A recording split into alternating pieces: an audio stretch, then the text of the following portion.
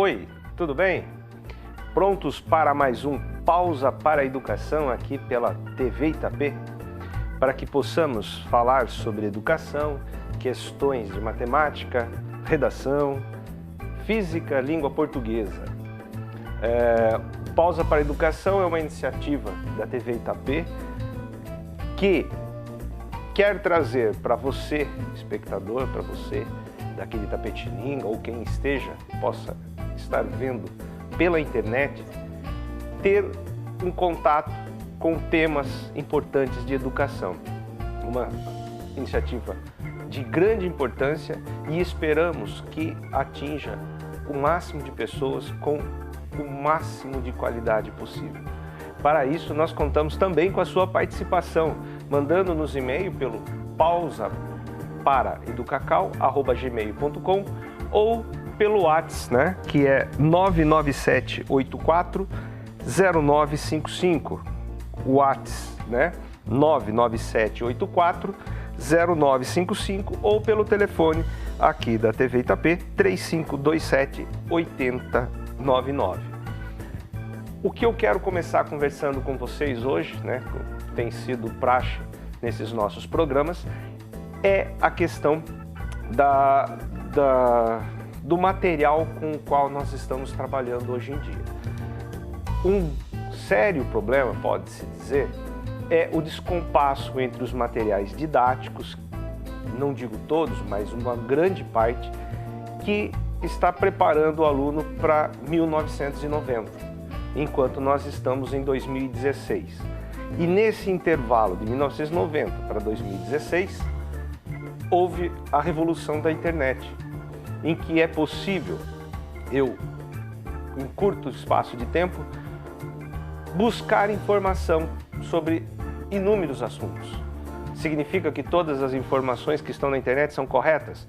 Não, não. No entanto, eu posso comparar.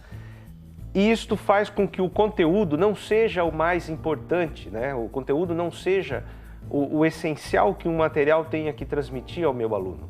O que eu tenho que transmitir é postura, é conduta e uso do conteúdo, uso da informação. E as provas têm revelado isso, né? Se eu pegar o Enem, que acaba sendo aqui no nosso contexto o carro-chefe, né? Muito mais questões do Enem que a gente tem trazido, o Enem ele é um conhecimento mais contextualizado, que se você não estudou sobre o assunto, mas você sabe ler, você tira informação e faz muito bem a prova. Então, é importante destacar isso, é importante que os pais tenham essa consciência, que os estudantes também tenham essa consciência, mas acima de tudo, que as escolas e os professores nos permitam que a gente pense junto, né? Que a gente reveja o que é necessário para que estejamos o mais antenado possível com o momento em que nós estamos vivendo. Porque uma educação em descompasso com o momento em que vive torna-se desinteressante para os alunos. Por isso que a gente vê isso uma explosão, né, de mau comportamento, de problemas com prova, com avaliação. Então, são muitos elementos que explodem na sala de aula, na escola, e às vezes transcendem, né, vão para casa, que estão relacionados com fatores que não estão sendo pensados, como esse, que é o descompasso de materiais didáticos. Na semana que vem eu pretendo seguir um pouco nesse assunto, né, conversando, colocando novos elementos. Agora, o assunto é redação. Como eu mencionei ao final do último programa, nós iríamos comentar algo sobre redação no programa de hoje. E eu quero, por alguns programas, trabalhar com vocês certos mitos, certos pensamentos que são passados como verdade em relação a fazer uma redação e que no momento da correção, né, não tem validade. Eu digo isso porque fiz parte, vou fixar no trabalho com o Enem, tive outras experiências com a correção de redação, mas eu fui corretor do Enem em 2 oportunidades no começo, praticamente lá em 2001 e 2002, e compondo uma equipe, né, com profissionais da Unicamp, Unesp e USP, além de outros, né, do Rio de Janeiro, de Minas, do Brasil todo, mas a grande maioria daqui do estado de São Paulo.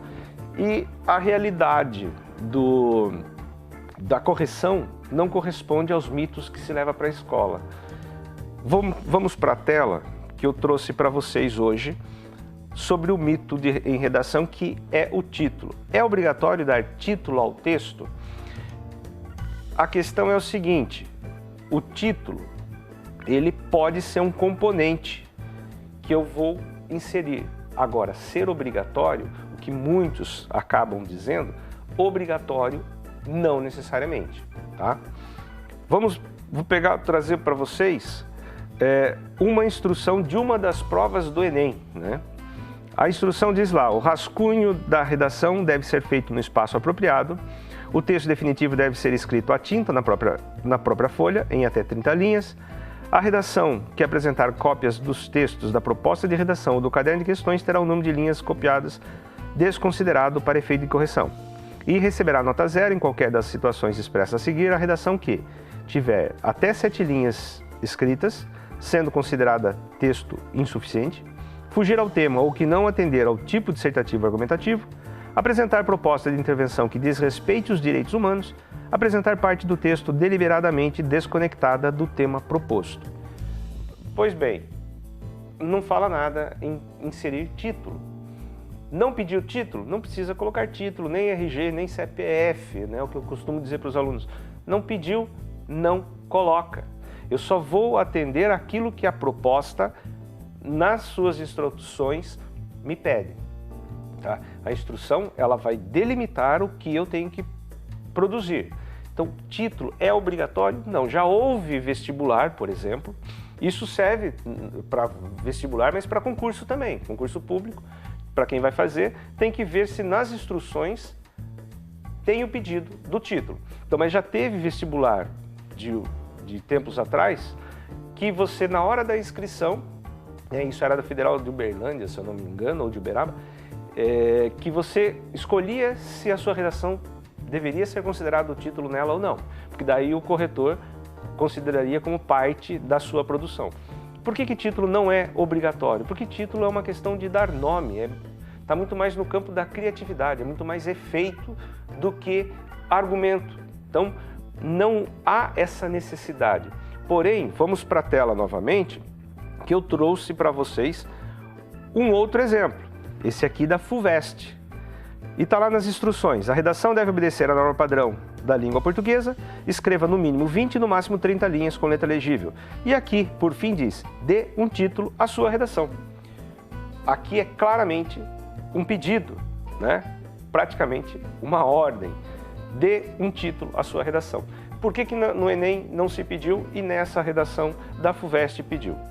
Não trouxe o tema para vocês, mas aqui a gente tem um caso de tema mais subjetivo. Então, vale bastante a subjetividade. Era um tema que tinha que analisar a mentalidade de consumo, né? A sociedade consumista em que estamos inseridos e a propaganda. Então, você vai para o campo subjetivo. Quanto mais subjetivo, mais vale a sua individualidade. Inclusive, a FUVEST é um vestibular, né, que às vezes está pronto para você usar em primeira pessoa. Tá? Outro mito que eu vou trabalhar, mas não é nesse momento, é sobre o mito da primeira pessoa. Tá? Pois bem, maiores dúvidas com relação a esse tema, né, a esse tópico, pode nos mandar, pode dar sugestões, fazer críticas e pedir maiores esclarecimentos. Né? Mande a sua dúvida nos canais que nós estaremos oferecendo. Vamos mudar a chave agora da redação para a matemática. Então eu trouxe para vocês aí em tela. No próximo final de semana, um grupo de alunos participará de uma aula de campo. Em dias chuvosos, aulas de campo não podem ser realizadas.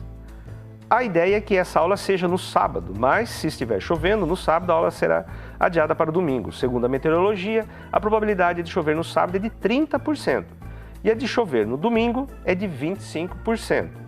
O que o enunciado me pede? A probabilidade de que a aula de campo ocorra no domingo é de quanto?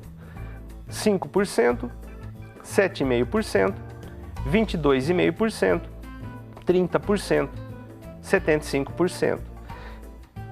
Pela meteorologia, 30% de chance de chover no sábado, então é 30% de chance de não acontecer.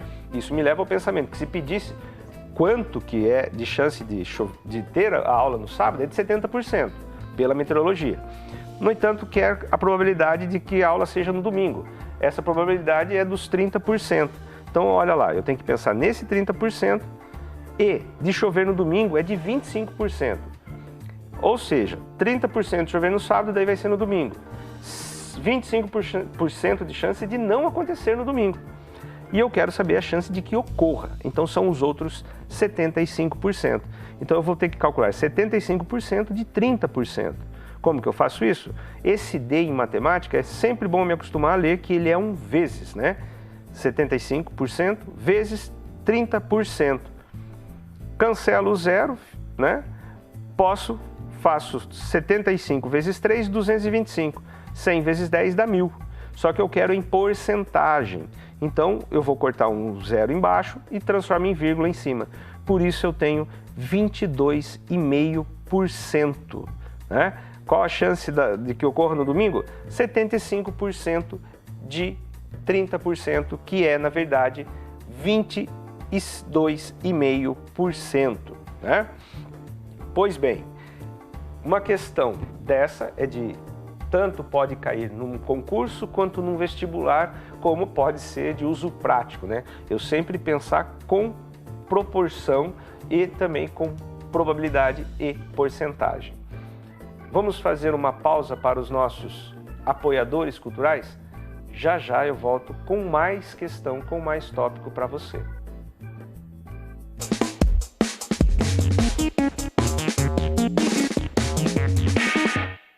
Todas as quartas, transmissão da Missa e Novena Perpétua direto do Santuário Nossa Senhora Aparecida do Sul. Quarta-feira ao vivo, a partir das 19h30 e reprise em horários alternativos.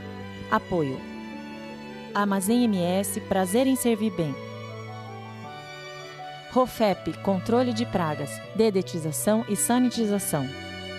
Almenara Modas, há 25 anos vestindo a sua família.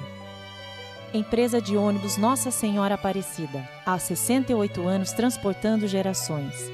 Internet ultra rápida Zucnet. Internet na velocidade da luz. Atenção pais e estudantes! O Anglo convida para o concurso de bolsas de até 100%. Sexto ano fundamental ou primeira série médio 2017. 11 de setembro, 9 horas. Inscrições angloitap.com.br. Quem faz Anglo nunca esquece.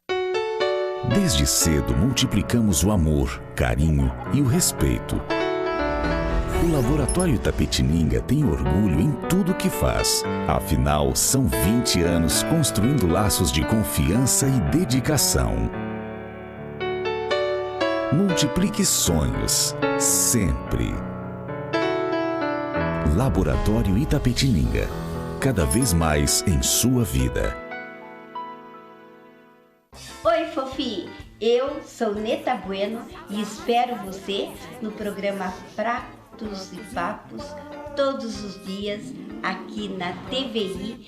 Teremos um convidado especial cozinhando pratos deliciosos para você. Pratos e Papos, toda terça às 10 horas, reprisos durante a semana em horários alternativos. Com muita alegria estaremos juntas, eu, você e eu. Conto com você, Fofi. Um beijinho. Aqui, na TVI.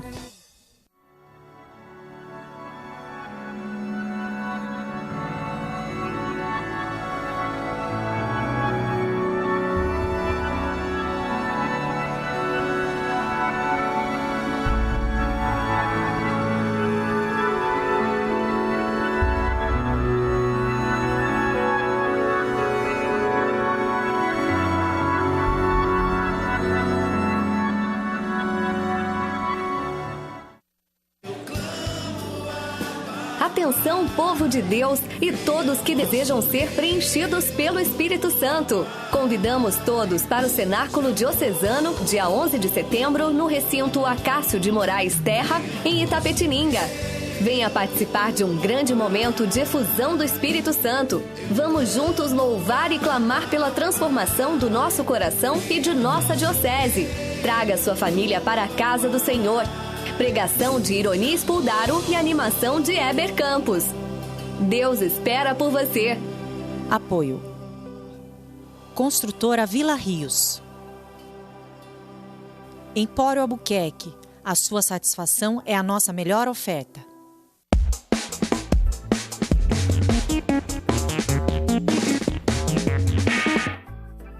Estamos de volta com o Pausa para a Educação, um programa que busca trazer para você tópicos de educação e provas, né, de concursos vestibulares que a gente possa estar contribuindo no processo do conhecimento, né? Trabalhar a informação. Queria agradecer o pessoal, né, da TVI, a figura do Lalo, que aposta, né, nesse trabalho social. Isso é um trabalho que leva as pessoas, né? E a gente espera que tenha bom uso, né? Que as pessoas tirem o máximo de proveito dessa iniciativa que é muito louvável, né? Agradecer ao Johnny, ao Rafael Biscuit, ao Samuel, que dão todo o apoio e tornam possível essa ideia, né? Além dos nossos apoiadores culturais. Queria também aproveitar esse momento e mandar um abraço para o Rômulo, para o professor Bruno, para o pessoal do Ateliê dos Saberes e para a Elisa e todos os demais alunos da turma, né, que sempre estão me dando sugestões, conselhos e ajudando a construir este programa. Vamos agora para uma questão de língua portuguesa, né? Trouxe para vocês a questão do vocabulário. Qual que é a importância do vocabulário? O vocabulário, ele vai determinar a nossa vida de leitura, mas também a nossa forma de encarar um exercício. Então eu trouxe um exercício muito prático, muito interessante de se pensar quando o vocabulário falha, quando ele não dá certo. Vamos lá para a tela? Desse cinema almejado, Gomes nos propõe um filme raro e radical em sua forma, que, no entanto, coteja um tema banal.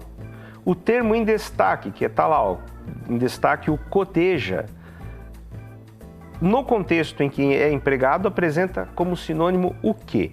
Letra A, antagoniza, letra B, examina, letra C, defende, letra D, contrapõe, letra E, caracteriza. Vejam bem, eu não sei, nunca vi esse verbo, não sei conjugá-lo, não sei o que significa. Coteja um tema banal. De que está falando? Eu sei que antagoniza é o mesmo que contrapõe. Aí eu preciso lembrar de antagonismo, né? De antagônico, aquilo que é contrário, aquilo que é anti. Então tem que buscar nas palavras que eu já conheço o significado daquelas que eu não conheço. Então, contrapor e antagonizar, né? Antagoniza e contrapõe, são sinônimos. Então não tem como as duas serem resposta. Já elimino a letra A e a letra D. E eu sei que defender, né? Eu defender alguma coisa, eu estou argumentando sobre ela, eu estou caracterizando-a. Então, defender e caracterizar, nesse contexto, eu percebo que vai ser a mesma coisa. Ó, caracteriza um tema banal, defende um tema banal. Eu já eliminei 4 alternativas. Mesmo que eu não saiba que cotejar é examinar, eu marco a letra B.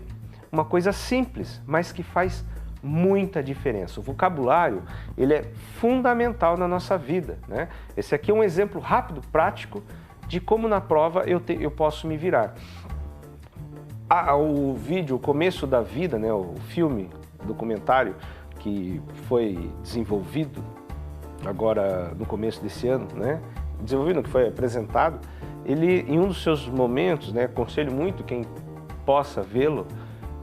Em algum momento a gente pode até trazer alguns trechos, né, quando for possível, e que é altamente recomendável assistir para que a gente compreenda o que é a criança, qual a importância dos pais na vida dos filhos, e isto vai implicar numa grande influência nos estudos. Uma das coisas que comenta nesse vídeo é que uma criança com um ambiente de pouco uso de palavras, até os 3 anos chega a ter uma diferença de 300 milhões no volume de palavras em relação a outra criança que tenha amplo acesso à palavra. Não significa que ela vai estar falando, né? Um volume, nem tem tanto isso, mas digo volume de palavras que ela ouviu, e isso, o volume, a quantidade vira qualidade. Trouxe mais um exemplo agora para a gente pensar, vamos lá para a tela. É um exercício, uma questão de Enem, tirada da prova de Ciências Humanas, em que eu preciso trabalhar a leitura. Em 1881, a Câmara dos Deputados aprovou uma reforma da lei eleitoral brasileira, a fim de introduzir o voto direto. A grande novidade, porém, ficou por conta da exigência de que os eleitores soubessem ler e escrever. As consequências logo se refletiram nas estatísticas. Em 1872, havia mais de 1 milhão de votantes. Já em 1886, pouco mais de 100 mil cidadãos participaram das eleições parlamentares. Houve um corte de quase 90% do eleitorado. Esse é um trecho tirado de Cidadania no Brasil, O Longo Caminho, né? Trecho adaptado de Jaime Carvalho. O que pede o enunciado? Nas últimas décadas do século XIX, o Império do Brasil passou por transformações como as descritas, que representam: letra A, a ascensão dos homens bons; letra B, a restrição dos direitos políticos; letra C, a superação dos currais eleitorais; letra D, a afirmação do eleitorado monarquista; e letra E, a ampliação da representação popular.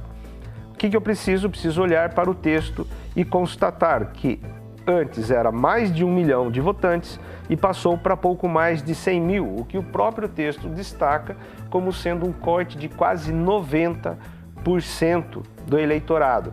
Se eu estou cortando, se eu estou diminuindo, isso significa restrição. Olha só, um texto que está de história, né? Pensamento das ciências humanas em história, que eu resolvo sem ter grande conhecimento, sem ter estudado muito, né, o período. Basta eu estar atento para o texto. Vejam que no primeiro bloco eu falei de matemática agora, e depois eu volto para as exatas. Quero trazer mais um exemplo de língua portuguesa. O que eu vou falar de língua portuguesa agora? Concordância verbal. Vamos para a tela para a gente ver o que eu trouxe para vocês. Trouxe um exercício que é: assinale a alternativa correta quanto à concordância verbal. Não se conhece ao certo os perigos dessa ameaça ambiental subterrânea. Na letra B, não haviam no país condições técnicas para administrar o problema. Letra C, em 2006 houve medições que constataram alta concentração de gás metano. Letra D, quando se solicitam licença de mudanças de uso, reavaliam o problema. Letra E, como se vê, não basta os mapeamentos para analisar a extensão do problema. Então, concordância verbal, o melhor é analisar alternativa por alternativa. A letra A diz lá, os perigos não são conhecidos, né? Está lá dizendo, não se conhece ao certo os perigos, está se dizendo que os perigos não são conhecidos. Então o sujeito é os perigos, está na voz passiva. O verbo, se vier na forma analítica ou na forma sintética, tem que concordar com ele. Então teria de ser, não se conhecem ao certo os perigos. Não é a letra A. Na letra B, o verbo haver com sentido de ter e existir é sempre impessoal, o que significa dizer que o verbo haver, quando ele tem sentido, significado de ter ou de existir, ele não tem sujeito, ele só tem objeto direto.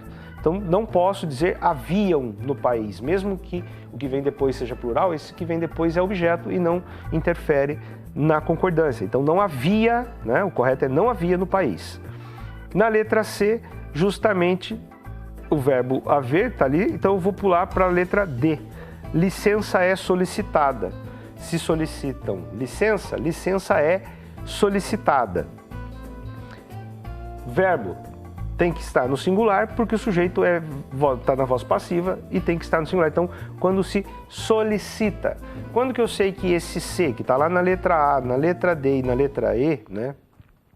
Quando que eu sei que ele é partícula passivadora? Quando o verbo admite ir para a voz passiva e ele só admite quando tem objeto direto. Então, nesse caso, o correto seria quando se solicita. E na letra E, está lá, os mapeamentos não bastam. O verbo bastar, o verbo chegar, o verbo faltar são verbos que vêm anteposto ao sujeito, eles vêm antes. Então, faltaram muitas pessoas, chegaram muitas pessoas. Mesmo que venha invertido, não é objeto. né? É o sujeito. Muitas pessoas chegaram, muitas pessoas faltaram, como aqui. Os mapeamentos não bastam, então teria que ser não bastam os mapeamentos. Como eu falei, na letra C, o verbo haver está no sentido de ter, existir, e ele vem no singular, independente de medições estar no plural. Por isso que a letra C é a correta, né? Em 2006, houve medições que constataram alta concentração de gás metano. Concordância. Como que nós trabalhamos com concordância? Concordância é verbal. Eu tenho que olhar para o verbo e o sujeito. Concordância nominal, eu tenho que olhar para o substantivo e tudo que está em torno dele. Artigo, adjetivo, pronome, numeral. Todas as palavras que podem modificar acompanhando o substantivo, né? É um caso, uma coisa é a fala, né, o cotidiano, que eu digo os meninos. Tudo bem, na fala, os meninos funciona super bem. Não preciso falar os meninos. Qualquer pessoa vai me entender se eu disser os meninos. Agora, para a prova, para uma escrita formal, os meninos, né? Vamos mudar a chave mais uma vez, agora a gente vai para física. O que eu trouxe? Eu trouxe mais um exemplo de exercício do Enem, que é conceitual. Vejamos na tela o exercício que eu trouxe para vocês. Observe o fenômeno indicado na tirinha ao lado. A força que atua sobre o peso e produz o deslocamento vertical da garrafa é a força. Então a tirinha está dizendo, vou levantar a garrafa sem puxar o fio ou o peso. E simplesmente girando, né? A pessoa está girando e nesse giro ele faz a garrafa subir. É inércia? Não é, porque a inércia é o estado, né, de inação, de não fazer ação. Então o copo d'água está parado, né? Se eu levanto, ele entra em movimento. Enquanto ele estiver parado, ele está em estado de inércia. Tudo que está parado está em estado de inércia. Então não é inércia.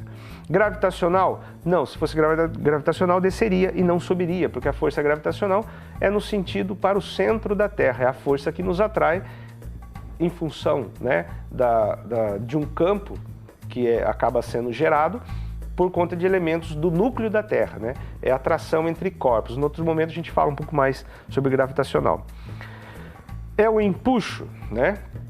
É a força de empuxo. O que é a força de empuxo? A força de empuxo é o que faz o avião, né, conseguir voar, porque ele desloca o ar e esse deslocamento do ar que está embaixo da sua asa sustenta o avião, que é muito mais pesado que o ar, mas nesse deslocamento de ar ele ganha sustentação. O mesmo acontece se eu tento afundar alguma coisa, né, que não afunda. Então quando eu pego algo e afundo, a força para se recuperar, né, essa deformação na água é o empuxo, tá? Eu pego uma boia, tento afundá-la. A força que eu estou tentando imprimir, ela vai resistir porque a água tem essa reação. Isso é o empuxo, não é o caso aqui.